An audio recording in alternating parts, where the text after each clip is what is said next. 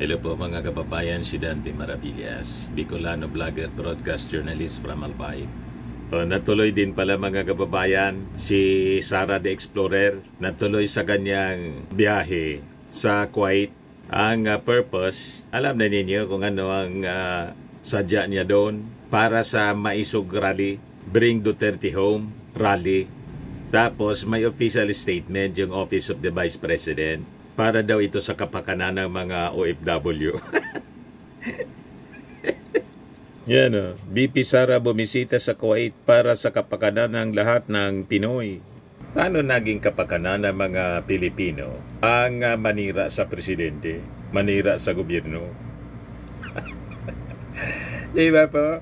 Pangwalo na to. Mga kababayan na biyahe in 5 months ni Sara Duterte. Yan o. BP Sara the Explorer.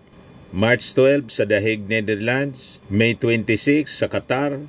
May 30 sa The Hague, Netherlands uli. June 12 sa Kuala Lumpur, Malaysia. June 22 sa Melbourne, Australia. July 27 sa South Korea. Tapos bumalik sa The Hague, Netherlands. Then ngayon, August 15 sa Kuwait. Matindi mga kababayan. Pagkatapos yung mga supporters niya sa The Hague, babalik yata after Kuwait diretso sa The Hague uli.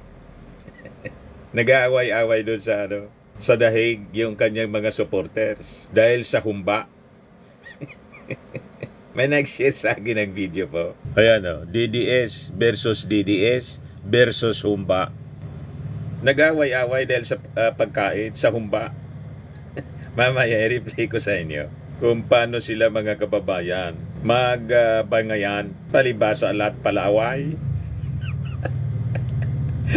Manang-mana sa kanilang leader. Pero unahin ko muna po sa inyo itong i-share na justification ni Sara Duterte. Ito yung report ng Billionaire News Channel. Sabi rito, Vice President meets Filipinos in Kuwait. The Vice President visited Kuwait kahapon po, August 15, to engage with the Filipino community, addressing concerns and issues affecting overseas workers. During her visit, she affirmed her commitment to advocating for the welfare of all Filipinos abroad and continuous efforts related to the release of former President Rodrigo Duterte. Actually, ginagamit lang niya yung mga OFW. Sabihin, bumibisita siya para tingnan yung welfare ng mga OFWs. Pero ang talagang agenda niya, gatungan yung galit ng mga OFW.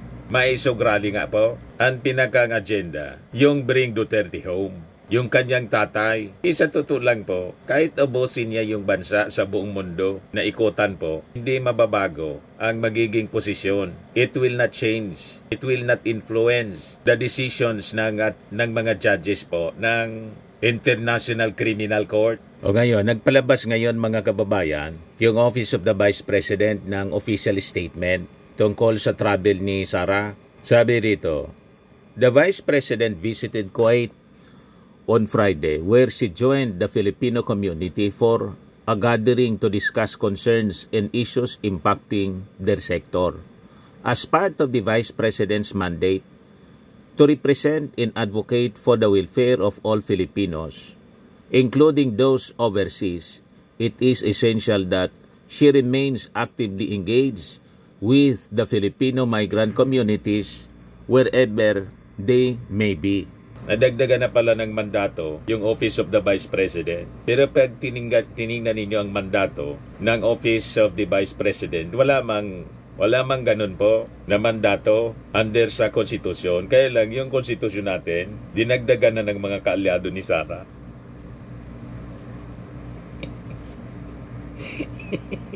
O diba? Pati yung sa impeachment, kung ano yung nandun sa konstitusyon, ano yung mandato? Yung mandato forthwith. Walang forthwith po. Pati yung desisyon ng Supreme Court, sabi ng mga legal luminaries, laman na niya yan sa konstitusyon, nadagdagan. Kaya ngayon, pati yung mandato ng Office of the Vice President, kasama na pala yung mag-represent and advocate for the welfare of all Filipinos, including those overseas. Nadagdagan na po yung mandato. Kasi sa konstitusyon po, spare time man lang po ang Vice Presidente. Na in case may mangyaring masama sa Presidente, incapacitated siya, di na makapag-perform bilang Presidente, take over yung Vice Presidente. Yun ang mandato. Dagdagan na pala. Nagsariling mandato, mga kababayan, ang Vice Presidente ngayon. Sa bagay, dinesignate na niya, inappoint na niya yung kanyang sarili as designated survivor. Advance mag-isip si Sara. Talaga niya, Mr. Maravillas, assuming. Sinabi niyo pa. Assuming talaga po. Inassume yung trabaho ng Department of Migrant Workers. At ng OWA, inassume na niya, siya na ang gustong mag-OWA officer, administrator, saka DMW, secretary. Inappoint siya ng ating Pangulo na secretary ng DepEd, hindi man nagtrabahong maayos. Pinabulok lang yung mga pagkain para sa mga bata. You see? O ngayon, kung ano-ano na lang po ang pinagagawa para ma-justify yung kanyang mga lakad, ang totoo lang pang personal. Yan sabi ng paliwanag ng tablay ng kanyang opisina. It is essential that she remains actively engaged with the Filipino migrant communities wherever they may be. She will then proceed to continue working on the release of our former head of state Rodrigo Duterte, who was forcibly taken from Philippine soil. O di inamin ninyo na yun man talaga ang sadya ni Sara para sa kanyang tatay, pangampan niya sa buong mundo. You see? These official engagement are conducted in full compliance with existing government rules and regulations, ensuring that her presence abroad is both lawful and aligned with her responsibilities in public service. In addition, no public funds are used for all her travels overseas. O, conflict na. Kung sabi ninyo, lawful siya, aligned sa kanyang mga responsibilities, bakit no public funds are used for her travels abroad? Ano ang rason? Di ba conflict po? Conflicting statement, conflicting declaration. Kung naniniwala kayong align, bakit walang pundo ng gobyernong ginagamit kayo? Sabi ninyo dito sa official statement. O di ba? Sabi nila, the Office of the Vice President, along with its 10 satellite offices across the country, remains ready to serve and assist our fellow Filipinos both here and abroad despite limitations in capacity and budget. Thank you. May patama pa na limitado yung budget nila. Gusto pa yata na magpadagdag. Kahit nga yung panahon na 1.9 billion yung budget ninyo, ganun pa rin. O, diba? Yes, sabi ng mga netizens, sabi ni Rinan, tapos gala ng gala lang. Ano magagawa ng isang critical sa gobyerno? Sinisiraan pa. Sabi ni Cleo, mga akot ng mauuto na naman. Sabi ni Amado Lapinya, wow naman, sige pa, more travel pa hanggang 2028. Sabi ni Constante, naku, tataas na naman ang ratings ni Sara Lustay niyan. Mas tataas pa kahit walang ginagawa kundi magbiyahe na ng magbiyahe. In 5 months, 8 mga bansa ang pinuntahan, mga kababayan. Matindi. Naubos na lang yung panahon niya, yung oras niya. Time is gold. So ginamit niya, hindi para maglingkod sa ating mga mamamayan, kundi manggatong sa mga OFW para magalit sa ating Pangulo. Naghanap ng damay po. Wala man maipon na maraming tao. Yung mga dati lang, mga kababayan niyang mga supporters. Yung mga supporters nga niya sa dahig, nag-away-away na rin. Ayan sinirito sa akin ng isang tiga-panood natin. Sabi dito, ganito magkalat mga DDS sa dahig nang dahil sa 8 hours ago. Nang dahil sa umba, may nagtanong pa, sino daw ba ang nag-share? Bulag ba kayo? Ihalos lahat kayo naka-live dyan. Asan mga utak ninyo? Tapos itong si Harita Roque, may condemn what is wrong kapang nalalaman. Umuwi ka na, akla. Nag-away-away sa umba. Sa pagkain pa ang mga aso. Di ba, ang mga aso? Yung asong kalye, Pascal, pero yung mga asong naturuan ng good manners. Di ba, may mga turuan aso. Hindi nag-aaway-away sa pagkain. Pero ito po, mga askal, palibasa, laging nasa kalye sila. In fact, yung kalye dyan sa Dahig, pinangalanan na pong Duterte Street, pati yung park, Duterte Park. Barang yung China, pinapangalanan yung mga lugar na hindi sa kanila. Ganon katindi. Yan o, panoorin natin mga kababayan yung pag-away-away. Pahiya tayo. Ginugulo niya. Para tanggain lang, tangina mag-post-post. Pakisabi kay Aldo. Uy, bastos. Bakit ko nakikain kami dyan? Anong problema sa humba? Anong problema daw sa humba? Gusto. Ayan o, nakalagay kisyan niya. Hindi ako bulag. Tangina. Subo-sobra na siya. Ang lutong po kung magmura, mga kababayan. May dumaan na ambulan. Dito? Pumunta siya. Tangina. Matindi po. Pare-parehas ng mga leaders nila. Magpapastos na siya sa mga tao dito sa Duterte. Nag-i-enjoy yung mga tao dito. Siya nung gumagawa ng gulo. Tawagan mo kasi. Hindi ko matawagan kasi binunak ako.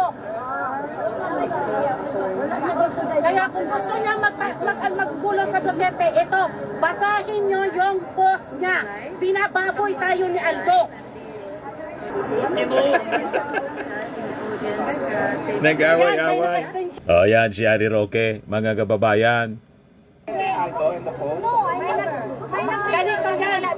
May nag-picture to ni Aldo pagkatapos siya yung nag-share doon sa kay Ohoy.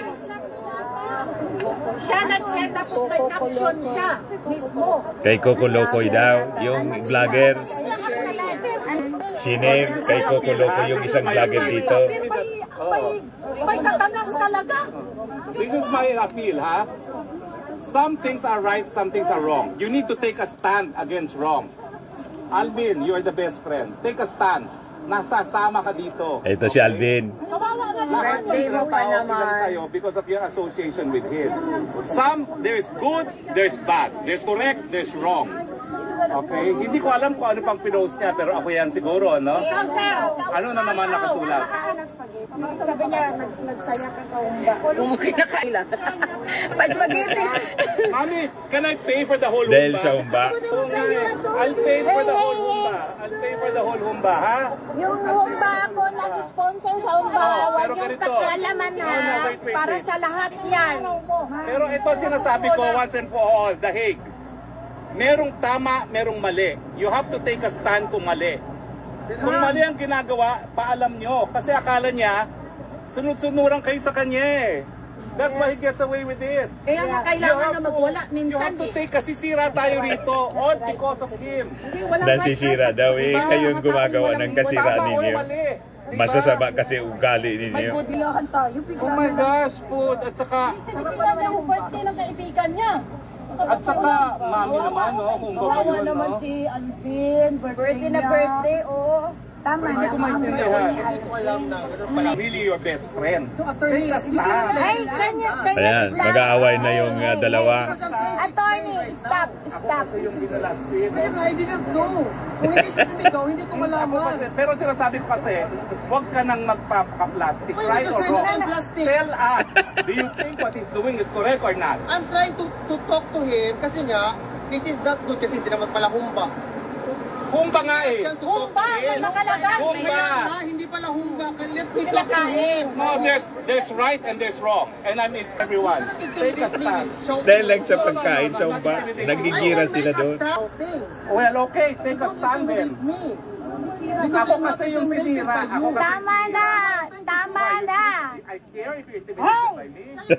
Hey, attorney, Alvin, tama na. It's his birthday, so please stop.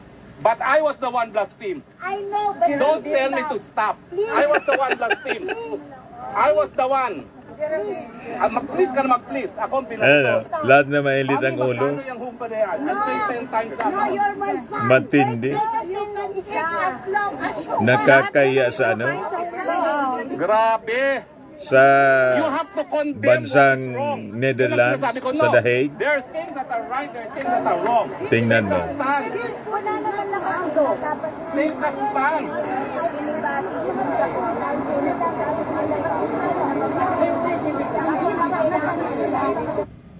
So dapat siguro, i-request na ng ating embassy dyan sa The Hague, sa Netherlands, na policy na ng mga police authorities. Pero maganda itong nangyari dyan sa The Hague. Mas maganda nga, magrambulan kayo dyan para immediately isama na kayo dyan ng mga authorities kay Digong sa detention cell.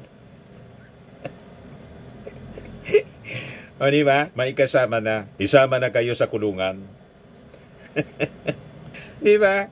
So, malamang, dahil sa mga pangyayaring ito, pag naulit pa ito, buwigi na sila dyan ng police authorities. Pag-uulihin po, public disturbance ang kanilang ginagawa. Yan o, dahil lang sa humba, mga kababayan.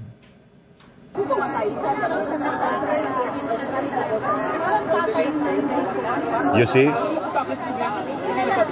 My God, gulo na naman. Ito talaga siya. No comment. Bakit yan? Right or wrong. I'm telling you, to take a stand on what is right and what is wrong. Sarah, wag kang ganyan kasi hindi mo kasi naiintindihan ang nangyari. Nagkasayahan dito, tapos si Aldo biglang nag-post doon na kinakain na lang yung bari mo. Parang nambabasag ba?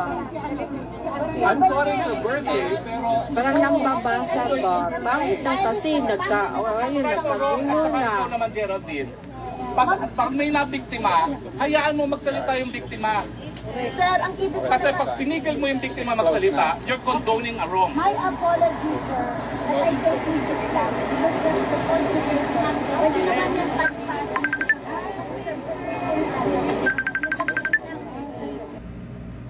Ayan yung mga nandoon na mga supporters. Dito naman, yung mga vloggers nila, nagbabakbakan. Sila nag-aaway. You see? Sabi ng mga nag-react. Sabi ni Yumi, mga DDS, bobo talaga. Sabi ni Maui, mabuti may attorney kayo dyan na bobo din.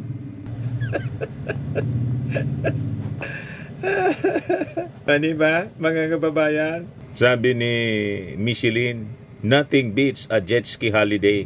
Sabi ni Jonas Torres, nothing beats a humba holiday right now. The blogger post, why Madam eating humba to other tables? Right now, they are arguing who's right and wrong.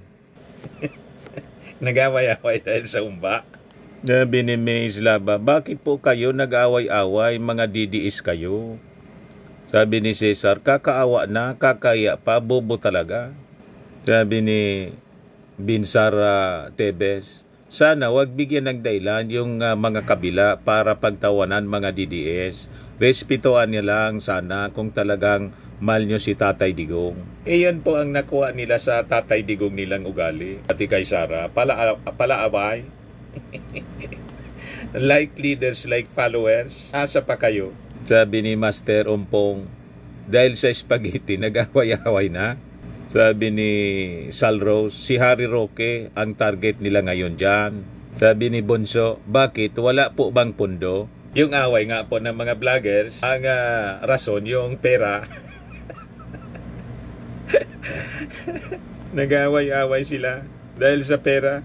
Sabi ni Susanita Garcia, kasi dalawang grupo sila, Harry Roque, Maharlika. Yung live-in partner ni Duterte, kagrupo sila, then the other group. Yung isa kasi, grupo ni Alvin. Kaya sila, nagbabangayan, nagsisilosan sila doon, mga kababayan. Nagkakagatan.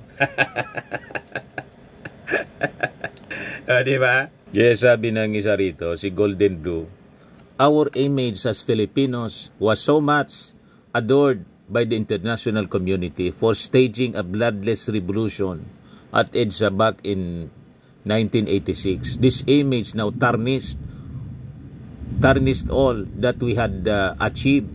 Then, what a shame. You will never be heroes by idolatry. Sabi ni Tiger Leo, humba naman mag-trendy ngayon.